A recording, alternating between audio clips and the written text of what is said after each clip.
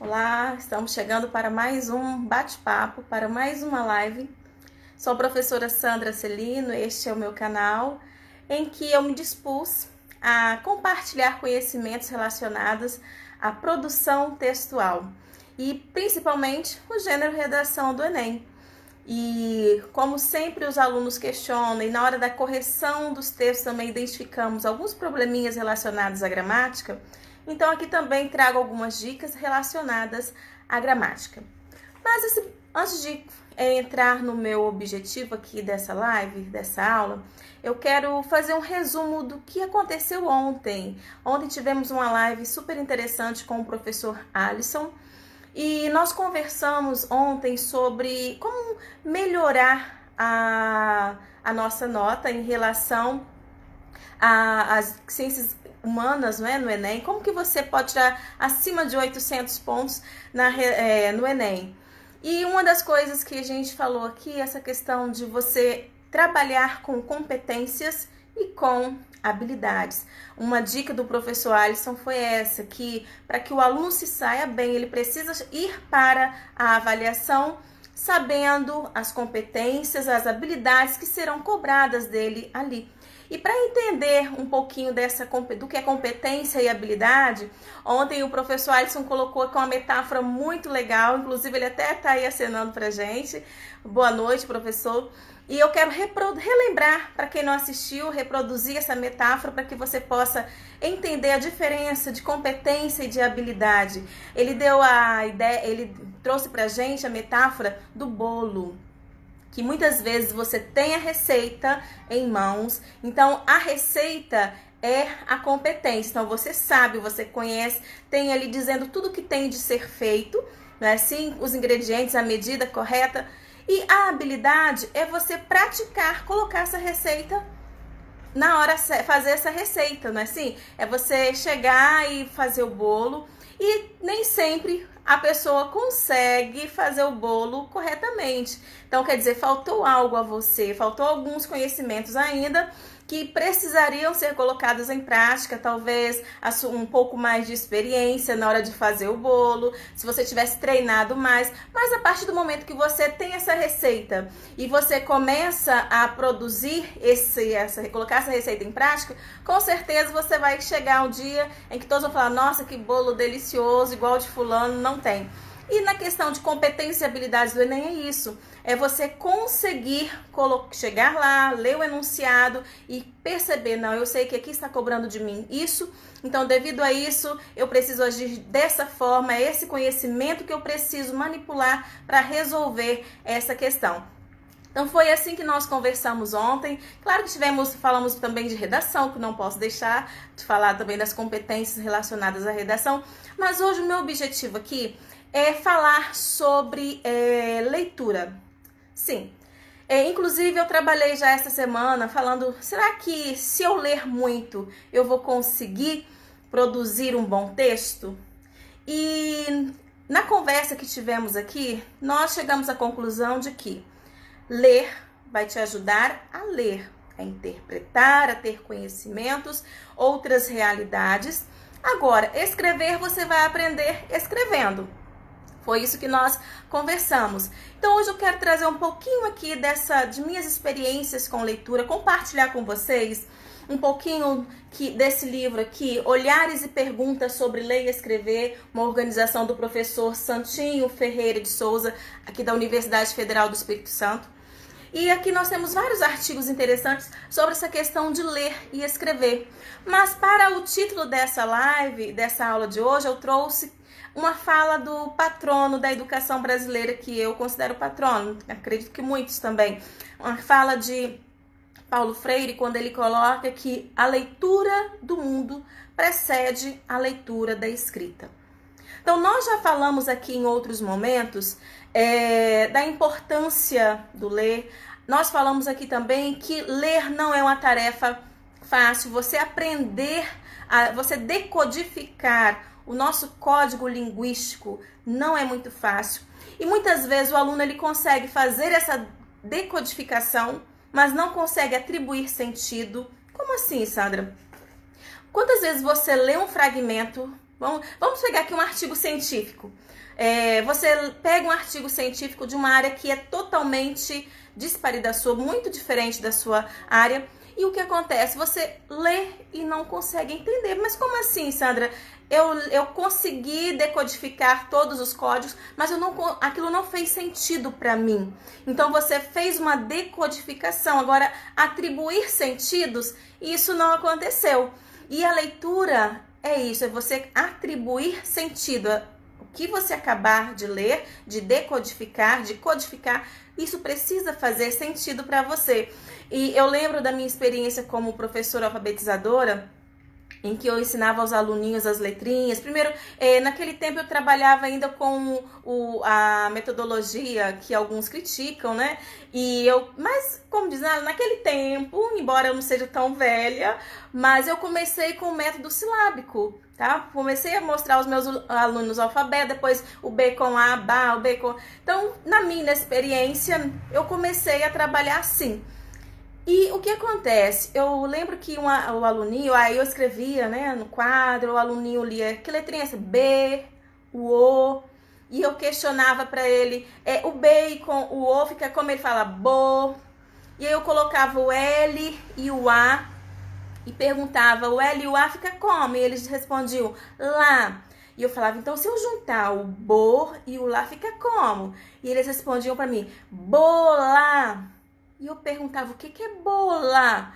Então, o fato deles pronunciarem de forma inadequada, eles também não atribuíam sentido. Então, eles conseguiam definir que letrinha era aquela, que era um B, que era um O, um L, um A, mas eles não atribuíam sentido. Eles não conseguiam dizer para mim que era uma bola. Agora, quando eu falava assim para eles, mas vocês não sabem o que é uma bola? Aí todo mundo, professora, é claro que a gente sabe. Então, para eles decodificavam, mas não atribuía o sentido. Então, ler não é só fazer essa decodificação, é você atribuir sentido àquilo que você está lendo. Quantas vezes nós pegamos um texto, por ele ser difícil a leitura para nós, o que a gente faz? A gente desanima, deixa de lado.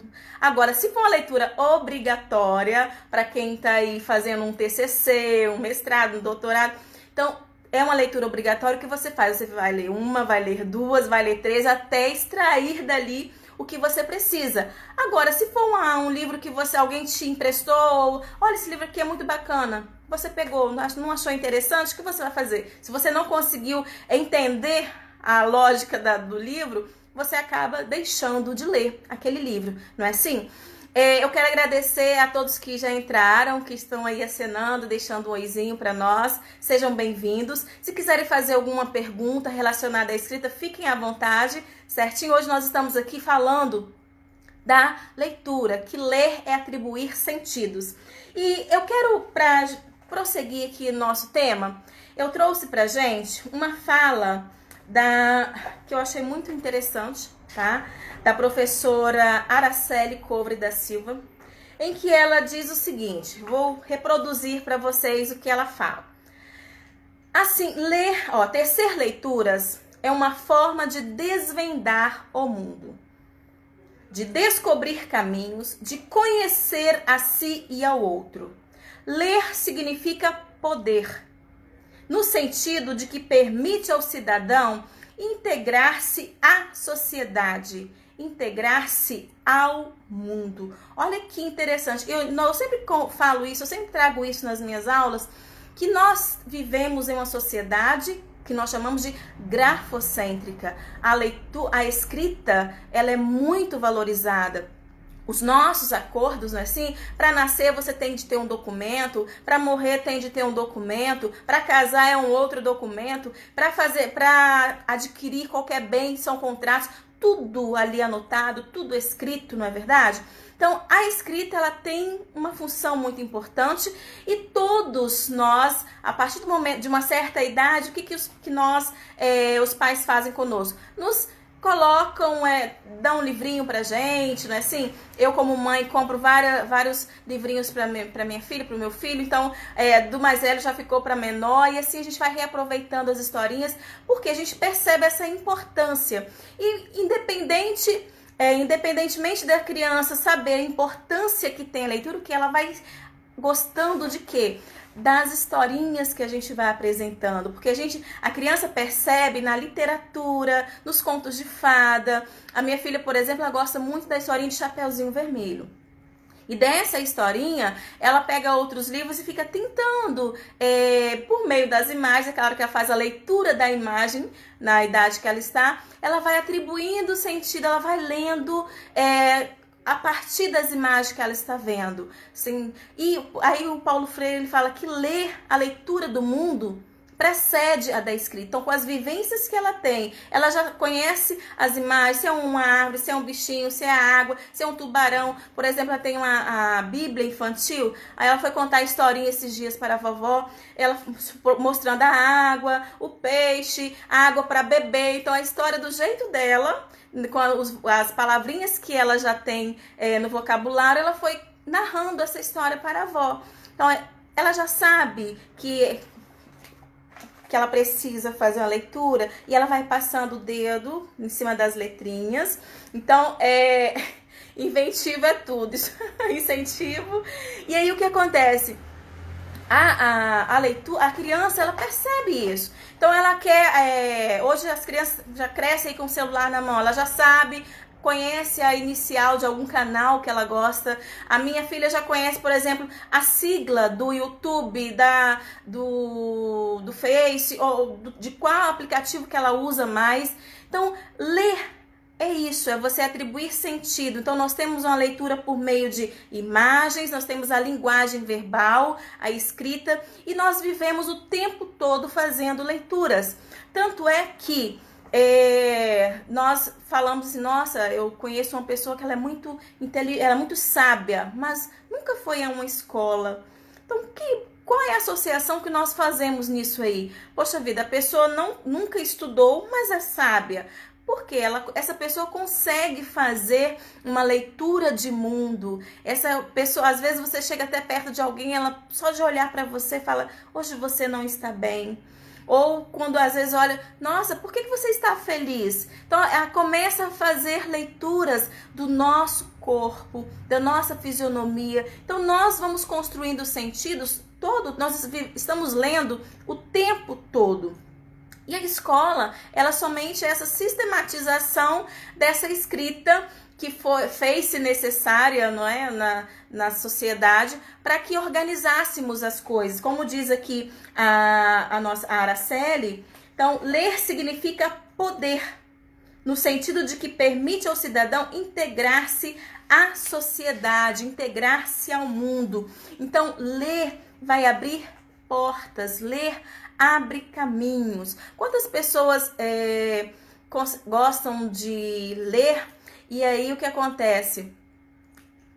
A conversa dessa pessoa, o papo dela, quando chega, nossa, eu acabei de ler um livro interessante, olha, isso que você está fazendo me lembrou uma situação que eu li recentemente. Então você começa das suas leituras extrair para o seu dia a dia. Você começa a fazer inferências, você começa a fazer associações entre uma característica de uma personagem que você viu numa obra ou um problema social que estava nesse livro que você leu e você traz isso para a sua realidade. E aí os problemas que você identificou lá naquele livro, às vezes a forma como a personagem solucionou um problema, você já começa a dar dicas para outra pessoa, embora seja uma obra de ficção. Olha que interessante isso. Eu estou fazendo, antes da quarentena, né, eu estava fazendo um trabalho com os meus alunos de caixa de repertório. Então, o que vem a ser essa caixa de repertório? Eu pedi que eles customizassem, pegassem uma caixa, desenhasse, algo que estivesse relacionado à escrita, à leitura, porque eu falei o seguinte, a partir do que vocês colocarem nessa caixa, nós vamos chegar a um tempo que nós vamos fazer uma produção, tá? Nós vamos produzir um texto. E eu falei assim, olha, tudo que vocês identificarem que é legal, uma fala de um professor, vocês estão assistindo a um filme e uma situação foi interessante, você pode trazer. Ou você, até mesmo uma citação, um pensamento, algo que te chame a atenção e que você fale, nossa, isso aqui é interessante, eu posso até usar isso em um texto. Então eu falei, isso que é repertório, é você conseguir ler conseguir atribuir sentido àquilo que você está lendo e fazendo conexões, fazendo elos, tá? De acordo com o que você estiver passando, ouvindo, vendo. E aí o que acontece? Na primeira, eu falei assim, nós vamos ter a partilha, né? Cada grupo, eu dividi a turma em grupo, e cada grupo com o seu líder, um responsável, e no dia X, por meio de sorteio, aquele grupo vai falar o que eles leram, ou a pessoa responsável vai falar em nome do grupo. E eu lembro que o primeiro grupo sorteado, a aluna, ela levou o resumo de um livro que ela havia lido. E eu achei assim, muito interessante. Falei assim, olha, a personagem tal desse livro, ela estava passando por um problema assim. E ela contou toda a história, toda aquela narrativa. E depois eu falei assim, tá, achei muito legal, mas em que situação hoje, isso é uma ficção, mas que situação ou que tema poderia cair no Enem e que você poderia citar essa história?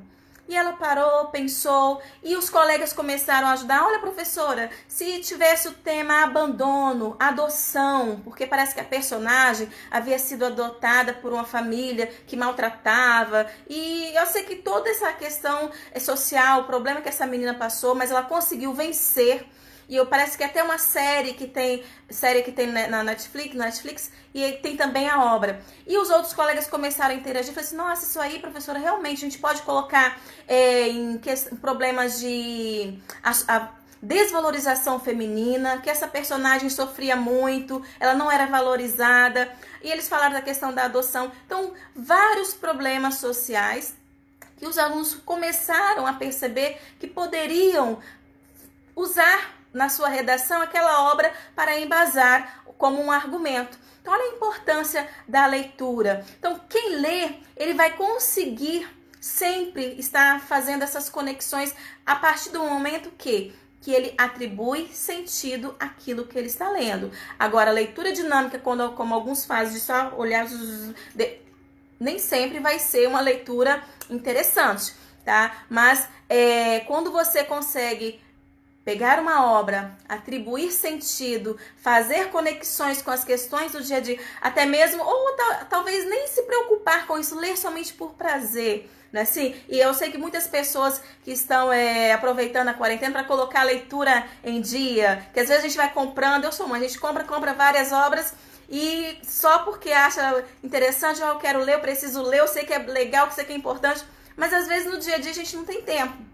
Agora, penso eu que falta de tempo, a gente não pode reclamar para colocar as leituras em dia, não é assim? E o importante disso tudo, igual a gente está aqui, o foco dessa aula, então, é falar essa questão da atribuição de sentido.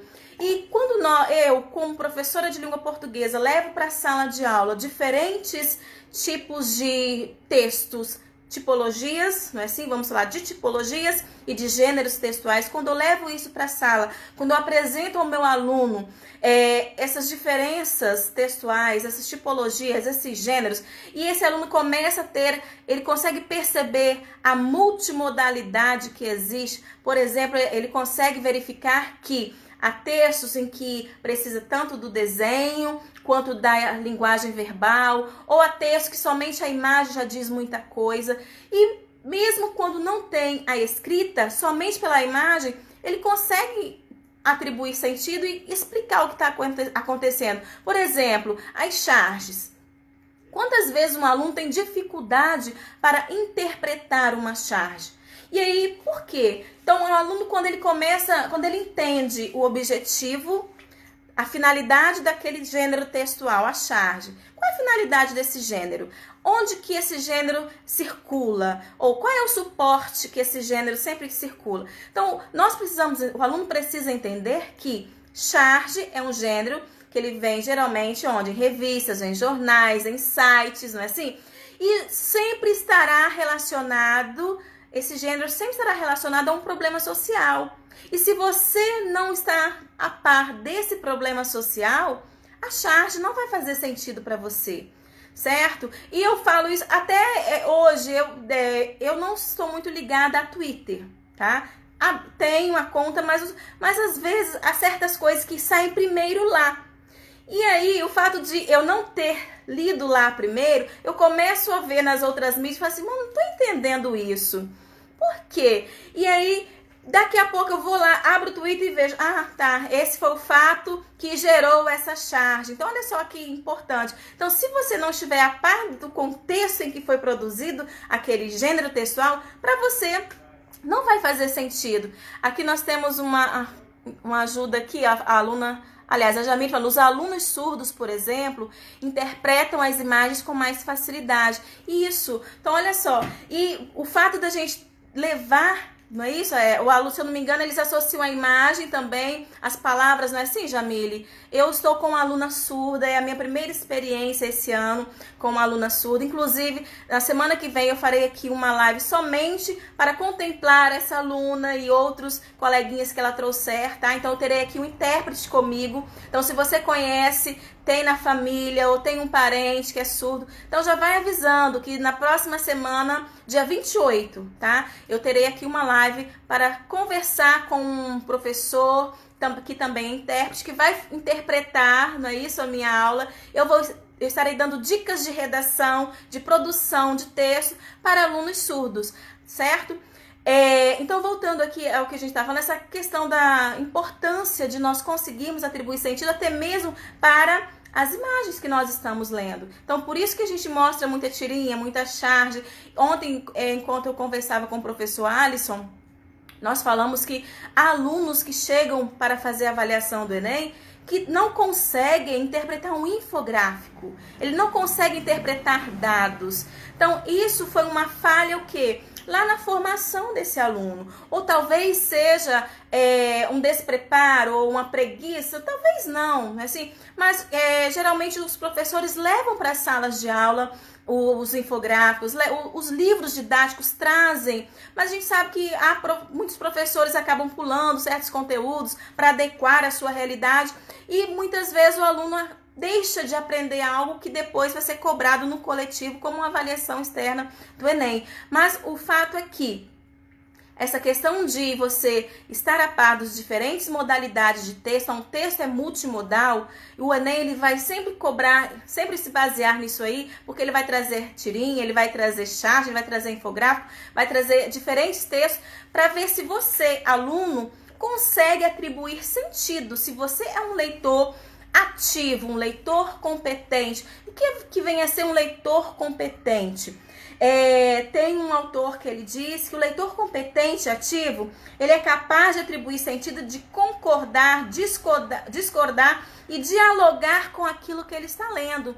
Então, você é competente na leitura quando você é capaz de fazer isso, você discorda, você compreende, você dialoga com aquilo que você está lendo, você dali tira para você lições, você consegue depois reaproveitar esse conhecimento numa produção textual. Então, a importância de você ser um leitor ativo, tá? Então, só que para chegar a esse nível de ação na leitura, você precisa praticar, você precisa ler diferentes gêneros, diferentes tipos textuais, para que você se torne um leitor ativo. Eu também quero compartilhar com vocês um outro fragmento que tem aqui nesse livro, da doutora Eliane Unis. Eu até já falei dela aqui, gosto muito desse artigo, que ela fala leitura e socialidade. E ela fala da importância da literatura para crianças. E ela começa esse artigo dizendo o seguinte: o que nos permite como espécie, olha só, estar no mundo, interagir com ele de forma que ele nos corresponda.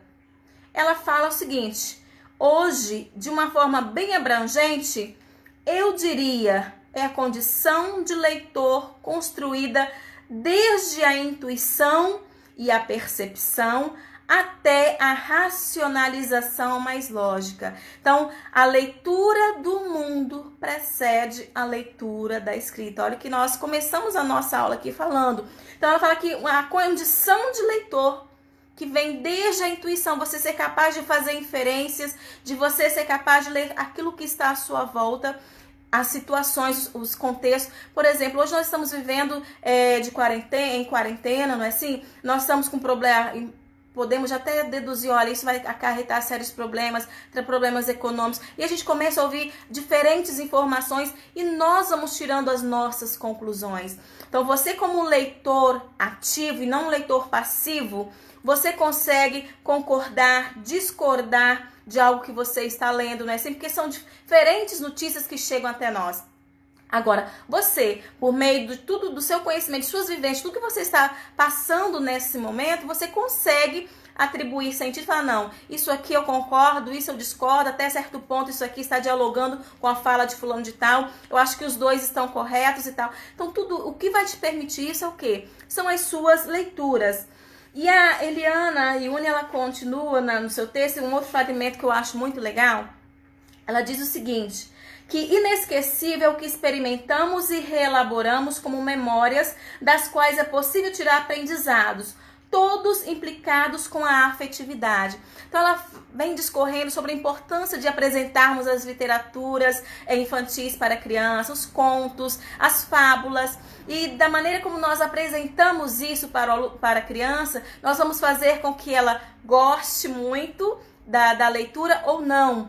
Então, tudo vai depender do modo como nós a ensinamos ou do modo como nós cobramos. Agora, cobrar, nós temos que ter cuidado com isso, que às vezes nós, quanto pais, quando o aluno está começando a aprender, né, isso, a codificar as letras, a ser alfabetizado, a gente já começa umas certas exigências, mas temos que deixar que o aluno, por meio da afetividade, seja nosso filho ou nosso aluno, nós precisamos fazer que essa experiência seja inesquecível, como ela diz aqui. O que se aprende só de cabeça corre o risco de não tocar nossa vida e, como tal, torna-se estéril.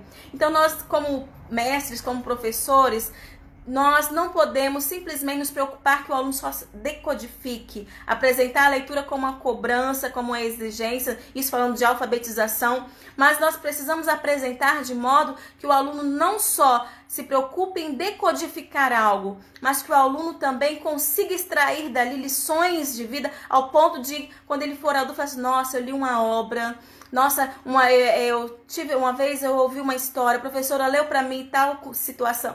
Então, isso vai fazer com que o aluno traga à memória bons aprendizados, bons conceitos, não é assim? E aquilo que a gente guarda, como ela fala aqui, o que só se aprende de cabeça corre o risco de não tocar a nossa vida. Por exemplo, todos nós temos um professor que nos marcou, não é assim? Ou aquele que era bravo demais, que eu já contei aqui que tinha uma professora minha que ela batia demais a régua na mesa, não é assim? Olha, tem vários colegas entrando aqui, acenando, sejam bem-vindos, obrigada por estarem aqui nos assistindo. Estamos falando da leitura, que a leitura do mundo precede a leitura da escrita. E eu estou falando que muitos alunos são marcados por profissionais, por professores, não é assim? No meu caso, eu tenho aquela que me marcou de uma forma ruim, porque eu quase fui reprovada, usava esse termo no meu tempo, hoje nós usamos retidos, né? Mas não, eu quase fui reprovada porque eu não conseguia aprender, mas eu tinha medo. A forma como ela cobrava, batendo na mesa ou batendo no quadro com a régua, aquilo me assustava. Mas houve uma outra professora que foi ao contrário, por meio do carinho. Eu acho que eu sou até um pouco sinestésica, e eu tenho esse hábito, eu já percebi que não são todos os alunos que gostam, mas eu tenho o hábito de chegar, colocar a mão no ombro, tem aluno que eu vejo que é meio arredio, então eu já percebo, sabe? Mas eu gosto do toque, do contato, e às vezes, né, e essa professora, que ela encostava, chegava perto da gente, ela elogiava bastante. Então, com essa professora, eu desenvolvi muito. Isso foi na segunda série, né, do ensino fundamental, e a partir dali eu passei a amar a leitura devido a essa professora. E uma outra professora me marcou já no ensino médio, de tal forma que devido a essa professora eu decidi fazer letras. A professora Davina, eu amava as aulas da Davina. Ela contava histórias, a literatura portuguesa, a literatura medieval, a forma como ela trazia a literatura era de uma forma cativante.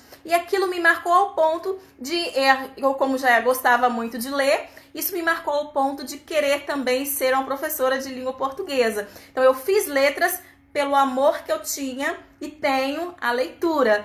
Mas depois, né, todo o contexto de professor de língua portuguesa me levou a trabalhar muito mais com a gramática do que com a literatura. Mas para trabalhar, para cobrar dos meus alunos a produção de texto, eu preciso estar em constante leituras, então nunca sair aí do foco, né? Assim, então, tudo isso é importante, então, todos nós somos marcados, a afetividade faz parte, tá? A afetividade faz parte desse processo. Então, quando você se identifica com um profissional, com um professor, seja lá com o seu chefe, com a sua liderança, você acaba assimilando melhor, não é? E quando nós apresentamos de uma forma interessante para o nosso aluno determinados conteúdos, isso também, quando ele percebe, quando isso faz sentido para ele, não é assim? Então, toda a aprendizagem precisa ser significativa. Então, quando faz sentido para ele vai relembrar com mais facilidade. Como diz aqui a Eliana, não torna-se estéril, tá? Isso vai produzir, vai adiante, vai fazer sentido. Então, pessoas, colegas, a todos que entraram, muito obrigada. Eu vou terminar esse bate-papo por aqui. Então, falamos aí mais de 30 minutos. Agradeço a todos que passaram.